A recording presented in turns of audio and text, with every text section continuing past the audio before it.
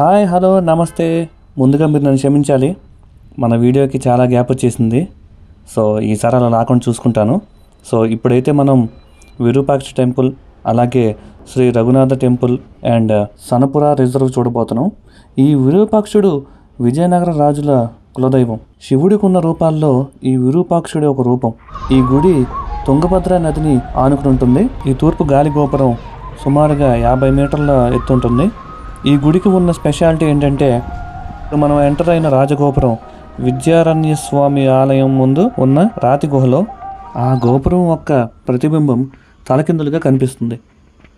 ఇక మరో వింత ఏంటంటే, ఉగాది రోజున ఇక్కడ సూర్యకిరణాలు గర్భగుడిలో ఉన్న శివలింగం మీద పడటం ఒక అద్భుతమనే చెప్పాలి.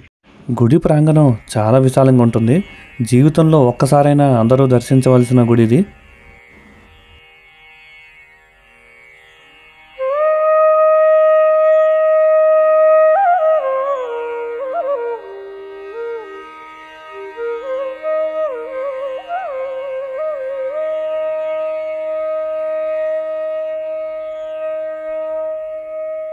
ఇంకా ఫోటోల గురించి, వీడియోల గురించి వస్తే కనుక, గుడి బయట కానీ గుడి లోపల కానీ మీ సెల్ ఫోన్తో కానీ ఆర్ కెమెరాలో కానీ ఫోటోలు వీడియోలు తీసుకోవచ్చు.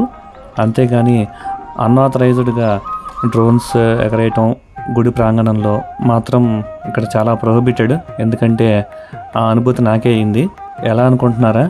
నేను గుడి యొక్క ఏరియల్ ఫుటేజ్ కావాలని చెప్పి దూరంగా ఉన్న కొండ మీదకి వెళ్ళి డ్రోన్ ఎగరేసాను. కానీ నాకు తెలియదు ఎగరేయచ్చా లేదా అనేది. కానీ ఎగరేయటం వల్ల అక్కడ ఉన్న అధికారులు వచ్చి నా దగ్గర ఉన్న డ్రోన్ తీసుకుని దాంట్లో ఉన్న ఫుటేజ్ మొత్తం డిలీట్ చేశారు. సో ముందే మీకు హెచ్చరిస్తున్నా, నేను అట్లాంటివి అయితే చేయమాకండి.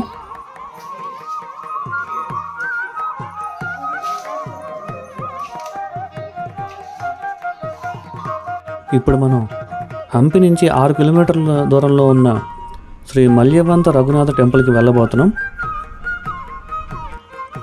ఇది కూడా 16వ శతాబ్దంలో శ్రీకృష్ణదేవరాయలు కట్టించిన గుడి. ఇది కూడా అందరూ తప్పకుండా చూడాల్సిన ప్రదేశం ఇది.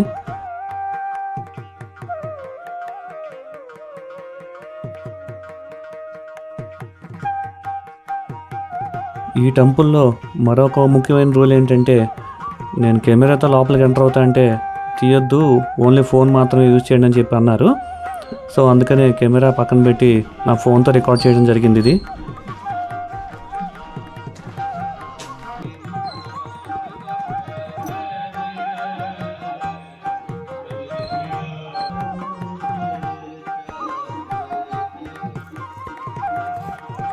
ఈ గుడి విష్ణుమూర్తికి అర్పించారు. ప్రత్యేకంగా చెప్పాలంటే రాముడు, లక్ష్మణుడు వర్షాకాలంలో ఆ 4 నెలల్లో ఇక్కడ ఉన్నారని చెప్పి విన్నాను. ఈ వ్యూ చూడండి ఎంత బాగుందో. కింద గుడి, పైన గోపురం, మధ్యలో బండరాయి.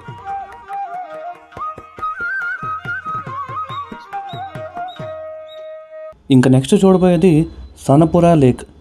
ముందుగా ఈ లేక్ ఎంత అందంగా ఉందో ఒకసారి చూసొద్దామా?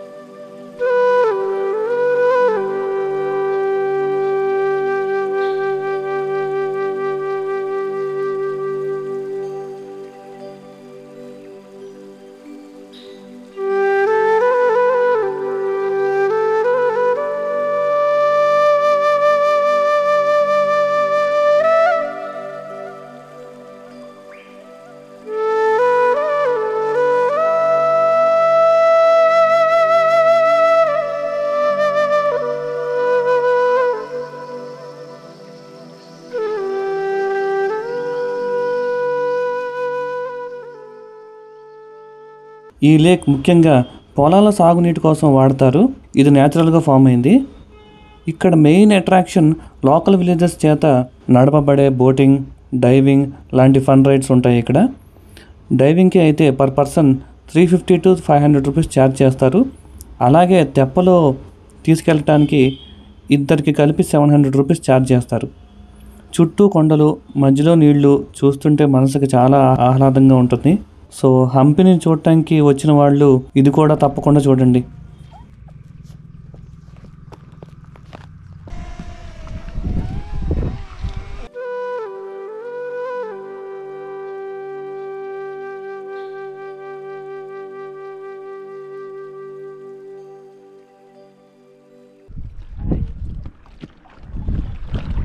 ఈయన మాతో వచ్చిన బాబాయ్. ఒక 10 సంవత్సరాల కింద మొత్తం సిటీ ఉన్నట్టు ఉండేది అక్కడ. అటుపక్క అంగళ్ళు ఇటుపక్క అంగళ్ళు ఏం కొనుక్కున్నాం షాపింగ్ మొత్తము అట్లా ఉంటే భలే ఉండేది. అట్లాంటిది 10 కర్రలు ఉంటారు కదా, గుళ్ళ పక్కల ఇల్లు కట్టించి అవి చేసి ఇవి చేస్తున్నారు. తీసిపెట్టని మొత్తం దిగేసి అయ్యో అట్లా అయిపోయింది.